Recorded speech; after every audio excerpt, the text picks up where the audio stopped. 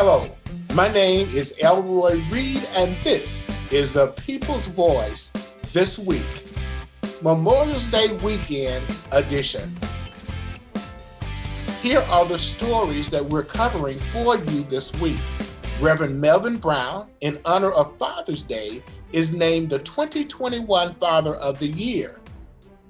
Donna Johnson is elected mayor of Libertyville. She's the first African American to serve in this capacity. We have a full interview. If you're having difficulty paying rent due to COVID-19, we have several programs that can help you out. All this and more on this edition of the People's Voice This Week.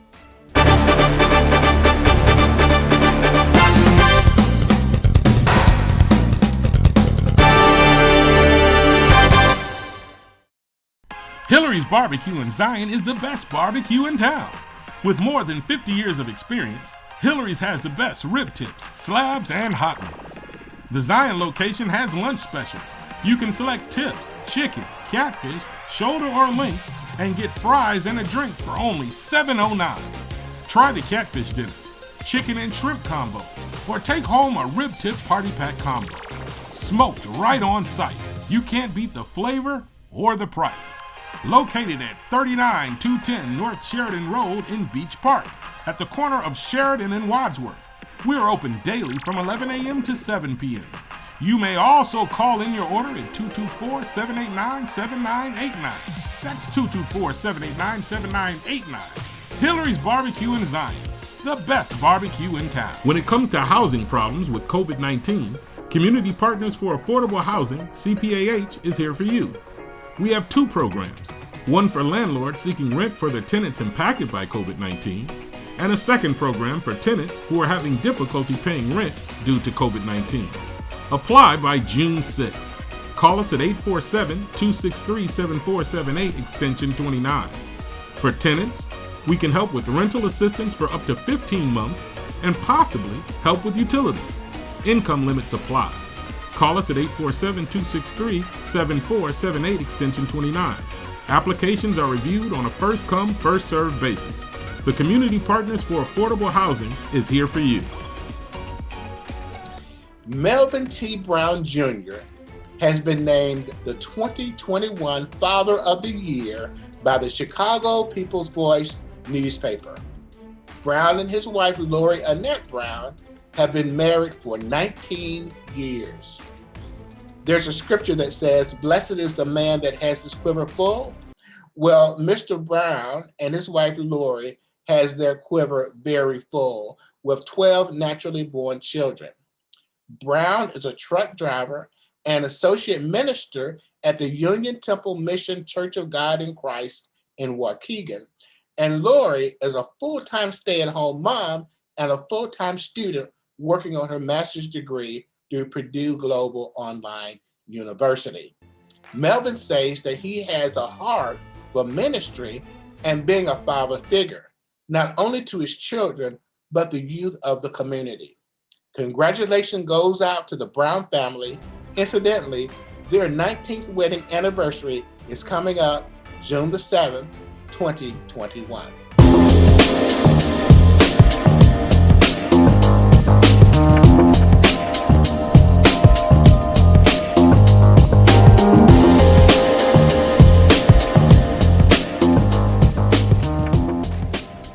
Have you been impacted by the COVID-19 pandemic?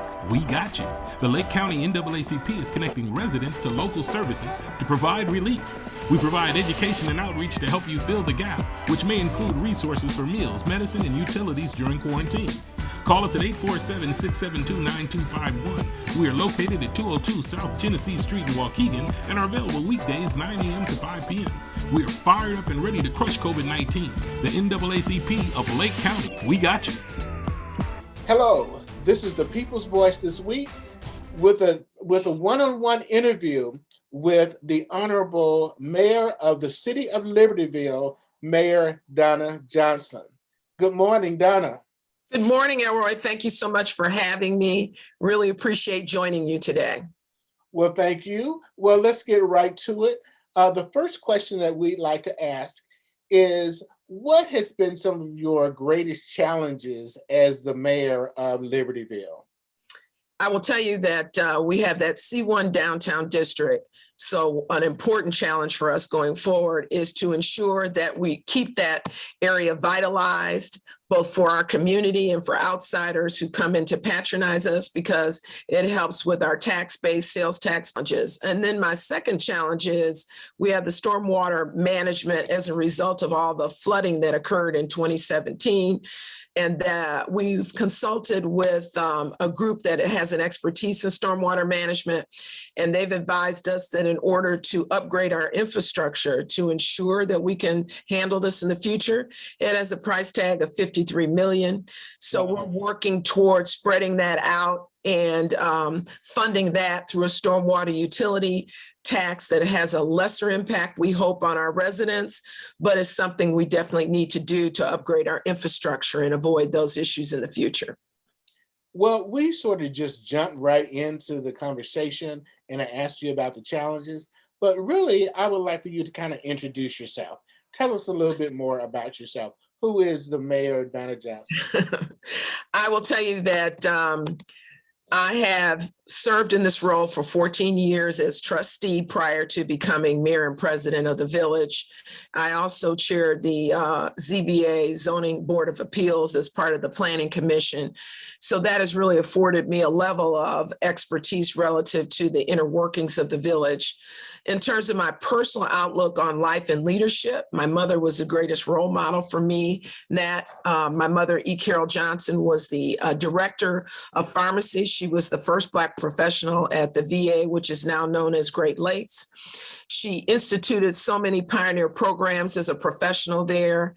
I remember her, if I could put a thumb in there for just a second. Yes. I remember her very well. She was very active in the northeast suburbs of Lake County, Right. Zion, Waukegan, North Chicago. I remember her instituting through the links and some of the other programs that she was involved in, a number of community-based programs that help people.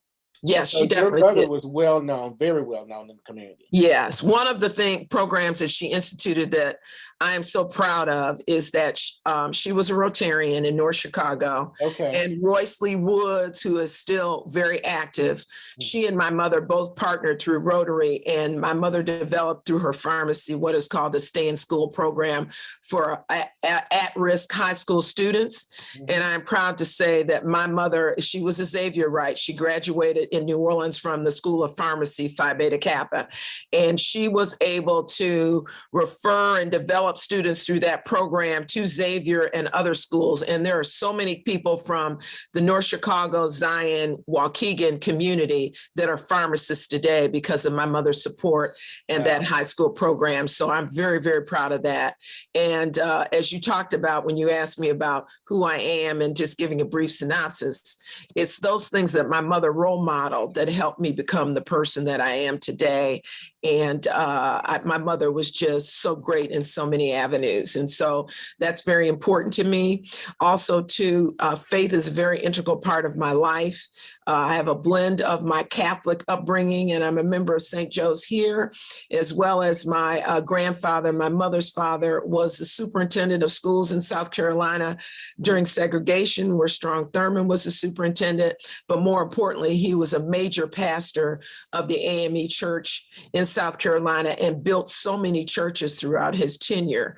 And one of the things that I think is important to identify as a result of this conversation is that our churches have done such a great job over the years of mentoring and developing confidence in our students. And that was one of the things that my grandfather really focused on, is the oratorical self-confidence, Easter speeches, presentations. And he started that at a very young age with the young members of the church community, starting from kindergarten. And frankly, when I would go visit in the summer, that is how I perfected my public speaking skills, because my grandfather encouraged from the shyest, most introverted student to the extroverted student that in all walks of life, you have to be confident and articulate in your speaking. And I just wish we were doing more of that in our churches today. But they certainly created a great foundation that was laid for you, because you've done a lot. I understand that you went on to be an attorney and did quite a bit in the corporate world. Can you tell us a little bit about that? Yes, I was a over 30-year corporate lawyer at a director level at Allstate Insurance Company in Northbrook. And I pioneered so many different things, both in my professional role there and my personal role. But one of the things that I would like to focus on is that Allstate, during the times that I was there, and I was very blessed, we had so many executives and director level people of color. And we Well, had, one of those was Anise Wiley Little, oh, who did a tremendous amount in the community. Anise Wiley Little is, I'm so gracious to say, she is one of my dear friends and one of my peers at Allstate. She's a remarkable individual and just another example of where Allstate had executives in the community that really gave back. And Tyrone Bruno was also a member of the Lake County community and HR, and he also gave back a great deal. We had so many officers and people that were really committed to the community. We put out during Black History Month at that time. It's no longer the case, so that saddens me. But during my tenure, we would put out a calendar during Black History Month, and that calendar for each month was filled by an executive officer of color, both male and female. And so I was very proud of being part of that legacy at Allstate. Wow, wow. Now, as a corporate attorney, what are some of the things that you did through Allstate? I managed litigation because, as I mentioned before, I was a prosecutor for both Lake and Cook County. So I had experience in litigation. So I managed litigation across the country. They would rotate those responsibilities in terms of what regions you would support. The marketing clients were a big client, and I handled a lot of our diversity marketing. In fact, I was one of the lawyers on the team that enhanced our relationship with Dennis Haysbert when he was also doing the TV show 24. And so we were really happy about that partnership. I was also very instrumental in our claims operation, which is one of our largest business lines, as well as the sales operation as well. So over my tenure, I supported so many different initiatives at Allstate that was able to bring a lot to our profit margin at Allstate. And so I'm very proud of that legacy that I left. And I was also instrumental in recruiting and bringing in young lawyers of color that I'm still in contact with today and helping them navigate the corporate structure. Wow. Well, you have a new challenge in front of you, the city of Libertyville. What are some of your goals and plans for the city of Libertyville? Well, I definitely want to streamline and make our commissions and committees more efficient for the residents so they have greater access and it's done in more plain English. I am also working with our Human Relations Commission to develop a more welcoming approach to anyone coming in our community, whether they're of color or not. So that's very, very important to me. What's equally important is our economic development. I really want to focus on bringing in good developers into our community. Development is very critical during these days and times. And Vernon Hills, who is just south of us, has done a great job of that. We don't have the same sort of parcels available, but we are working to develop those that we do have available in our community. So that is definitely one of my goals. And then in addition to that, we're trying to make sure that we're supportive of our small businesses, particularly in our downtown area, and filling the vacancies that have occurred as a result of the COVID-19 impact. We're very proud of our dining. We're very proud of our retail boutique stores downtown Libertyville. We want to support them and we want to bring back those areas and fill the vacancies that we currently have. Now, what are some of your personal goals? Well, I know that as a parent of two young adults, it's always important to me that I continue to develop character, good character, and the commitment to service in some regard to my children.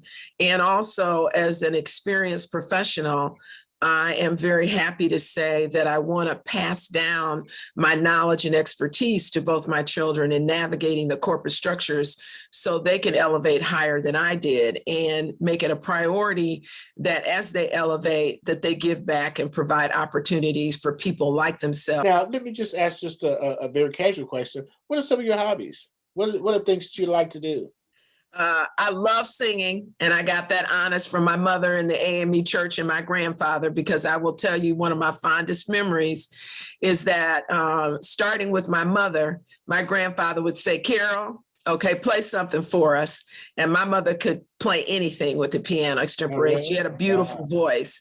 I don't have the same level of voice she has, but I did learn and perfect that skill, because as a young age, my grandfather would say, "Okay, Donna, come on, sit up here and sing something for us." So I enjoy that. I also enjoy speech writing and just writing in general. That is one of my hobbies. And in terms of mental and physical health, I spend a lot of time on Pilates, because you need to, as we age in these years, to take care of your body. If you don't do that, your cognitive skills decline. So I'm working on those things. So those are my hobbies. And then, of course, supporting the service organizations that I'm very proud of. I'm a member of Delta Sigma Theta sorority. And I want to shout out to the Waukegan Alumni Chapter. They do so much in the community. And so I definitely support that. I'm a graduating member of the North Shore chapter of Jack and Jill, and fully support all that they have done. And I'm a founding charter member of the Harbor Lights chapter of the Links Incorporated. Well, you said a lot of good stuff. One of the things that you said was that you were a skilled writer.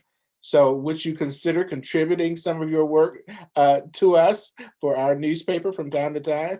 I would love to do that. I would love to do that. I think that is important to continue to refine those skills. And I also think it's important that we emphasize, that's why I'm so proud of what you're doing, Elroy, is that we need to make sure that our young children of color understand that even though you don't pursue a profession that necessarily uses certain skills, the old school methodology was this, that my grandparents and all of our communities supported.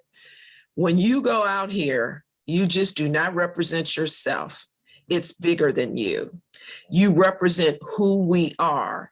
And so we want to be the best that we can be. And so even though there are tools that you may not necessarily use day to day, it's important and a priority to speak well, to master that ability. It doesn't mean that we can't have fun with our friends and we can't let our hair down. We can do that as well.